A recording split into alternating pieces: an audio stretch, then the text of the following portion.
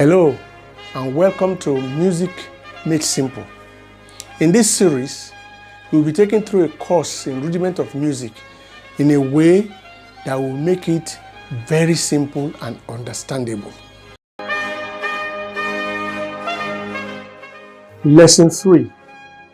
The characteristics of sound, with emphasis on pitch. In lesson 1, we learned that music is a combination of a series of sounds in a way that is agreeable to the ear, and that sound is the medium by which music is expressed. If you did not watch lesson 1, I urge you to go back and watch it because it will help you to understand this lesson. In this lesson, we are going to study one of the attributes of sound that helps us to be able to put music in written form. Sound. Sound lives with us every day. A baby crying, a dog barking, a car hooting, a woman singing.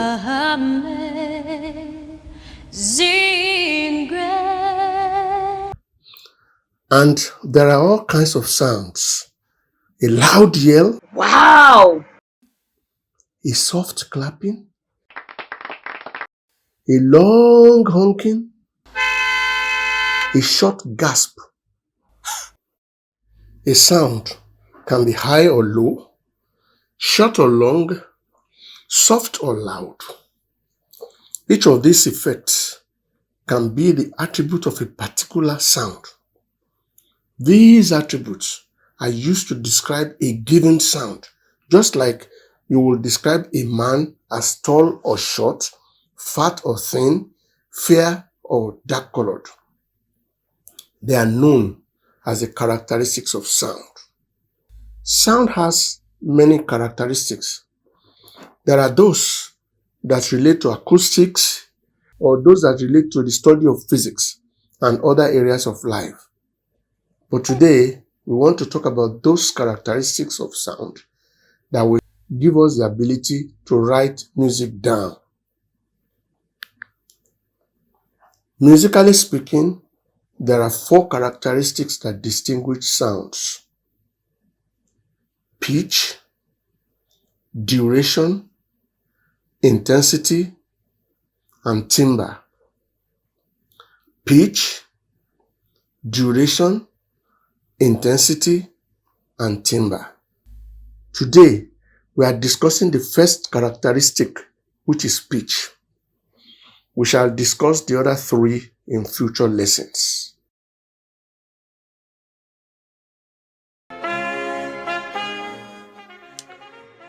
If you attempt to call your friend from a long distance, your voice will sound high. If you try to talk to a person sitting right next to you, your voice will sound low, especially if you don't want the third person to listen to your conversation. Pitch shows how high or low a tone is. How high or low a tone is. Now watch as I play some notes on the keyboard. That's a low tone. That's a high tone. So the pitch of this tone is low and the pitch of this tone is high. Pitch is so very important in singing as well as in playing instruments. Generally, women's voices are higher in pitch than men's voices. This is as a result of their vocal cords being thinner than men's. Recall that in lesson 2, we learned that our vocal cords in our larynx are responsible for the vibrations that bring sound from our mouth. If you touch your Adam's apple, as we learned in that lesson, the Adam's apple is right outside your throat. You will feel the vibrations of your vocal cords. But even among women, some sing higher pitches than others. Those who sing the higher pitches are known as treble singers, while those who sing low are the altos. listen to a treble singer singing a short clip of song.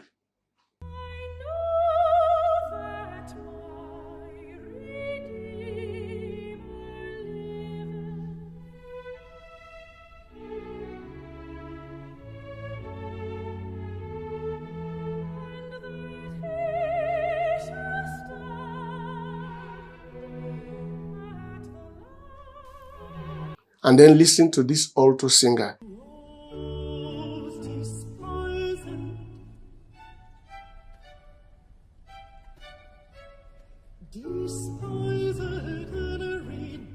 You see the difference in their voices. One is high, the other is low. Likewise for men, those who sing the higher pitches are called tenors, while the low singers are known as basses. And some example is provided here. You can hear the tenor singer now.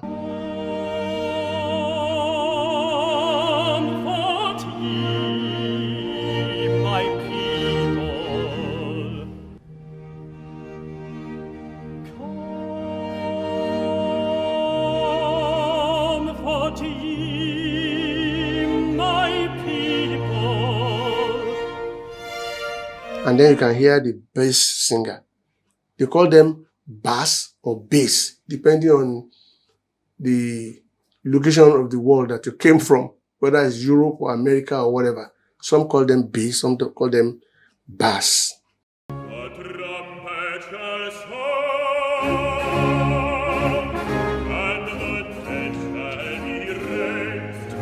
You will learn in future lessons that there are further subdivisions within each category. Like for men, they say tenor, baritone, bass, women, soprano, mezzo-soprano, contralto, and so on. But don't worry about that for now. You will learn that in a future lesson. Now, it's sufficient to know that singers are generally divided into 4 groups depending on how high the pitch they can pick. It is very important to know how high or low a particular tone is so that it can be properly represented in written form in order for the performer of our music who will play or sing it to do that correctly. Watch this short piano line now.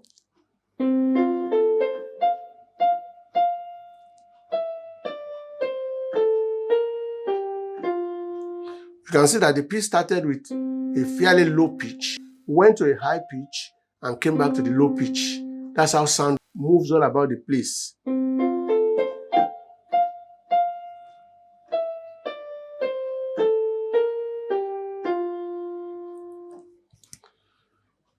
Once these pitches are properly represented in written form, another performer will perform the music exactly as I have done now. In this lesson, we have learned that pitch is the height or depth of tone, or the height or depth of a sound. We have also learned that pitch is one of the attributes of sound that helps us to be able to put music in written form. Next lesson, we will learn about 3 other attributes of sound.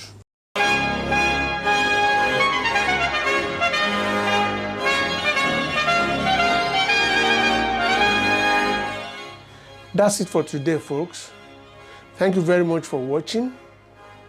Please don't forget to subscribe by clicking the red button below the video in case you have not done so that you can continue to get updates of new videos as they come out. And also, if you have enjoyed this lesson, please click like. Until next time, God bless you.